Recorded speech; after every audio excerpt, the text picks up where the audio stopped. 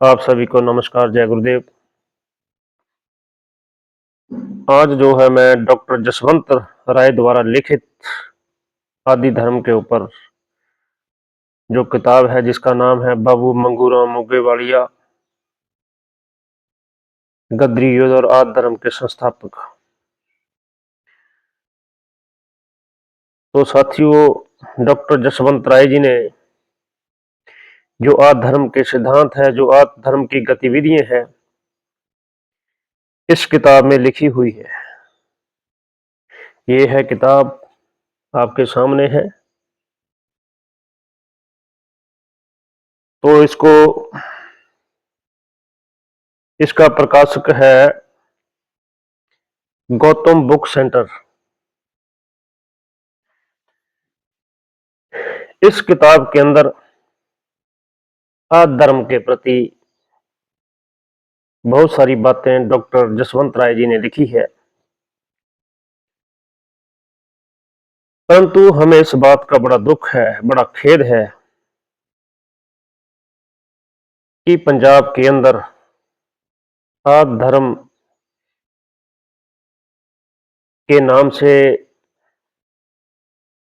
संस्थाएं जो है काम कर रही है, जिनका ना सिर है ना कोई पैर है। मतलब समाज को गुमराह करने वाली बात है।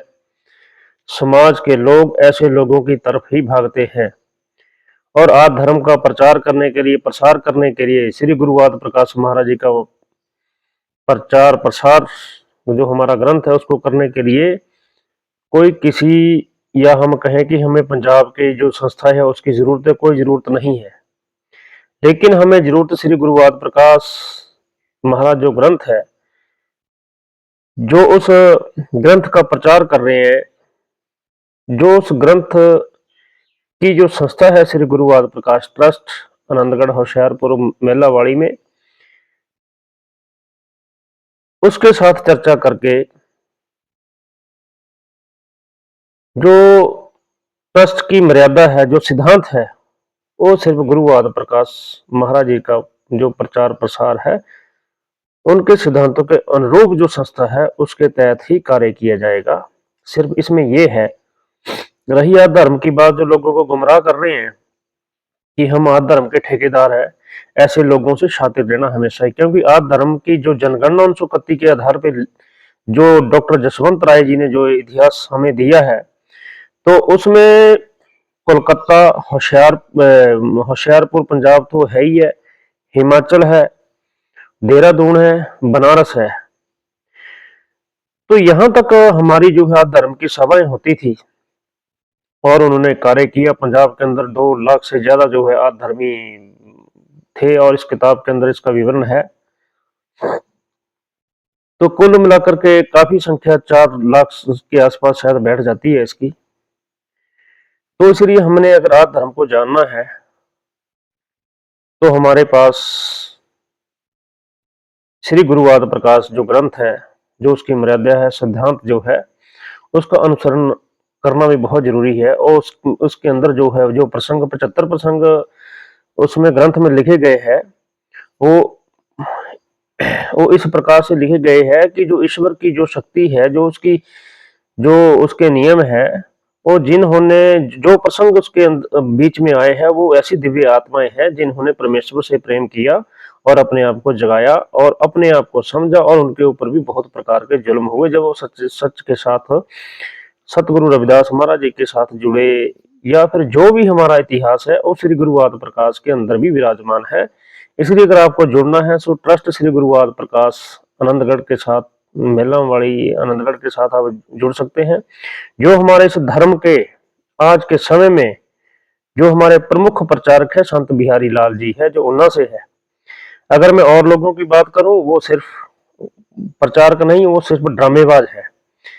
क्योंकि इसके अंदर, इस किताब के अंदर भी ये बताया गया है, जो ये किताब लिखी है, कि जो असली आदि धर्मी है वो श्री गुरु आदि प्रकाश जी का पाठ करवाएगा।